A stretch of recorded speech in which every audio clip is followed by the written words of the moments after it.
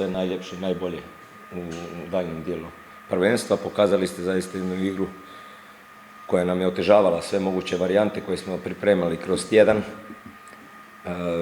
Bez obzira što je izgledalo u otvaranju utakmice da imamo lopti, da imamo nadmoć, nismo stvarali neke konkretne sad neke šanse za koje možemo reći da su 100%, iako je bila velika inicijativa i posjed lopte. Utakmici koja je imala veliki ulog, jer na očigled svih jako lagana utakmica za Celje, misleći da će se to ostvariti bez nikakvog napora, bez nikakvog truda. To je igraš protiv zadnjeg na tabeli i to je jednostavno tako. I upravo zbog toga psihički je jako to utjecalo na moje igrače, gdje su možda poletnije izgledali protiv Kopra nego što su izgledali danas.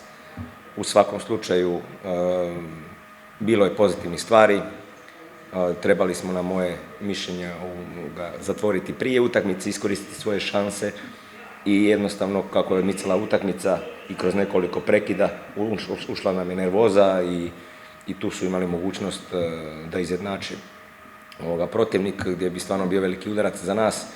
U svakom slučaju želio bih čestitati svojoj ekipi na karakteru, na strpljenju, na borbi, jer ipak treba znati igrati ovakve utakmice gdje si apsolutni favorita, ali jako teško to se može ostvariti na tako laki način. U svakom slučaju već zaboravimo ovu utakmicu, pripremamo se za Krško, imamo dovoljno vremena da budemo kao ekipa, da djelujemo moćno i da igramo protiv ekipe koja zadnjih 6 utakmica nismo gola dali. Tako da je to veliki izazov za nas i idemo po pobjedu u Kršku.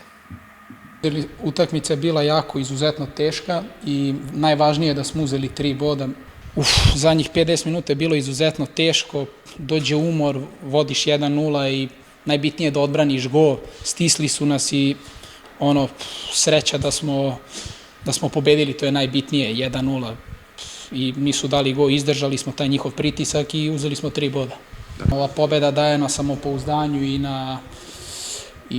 i želimo to 4. mesto da napadnemo, mislim da osvojimo i to nam je glavni cilj i to ćemo da jurimo i svaku utakmicu idemo na pobedu.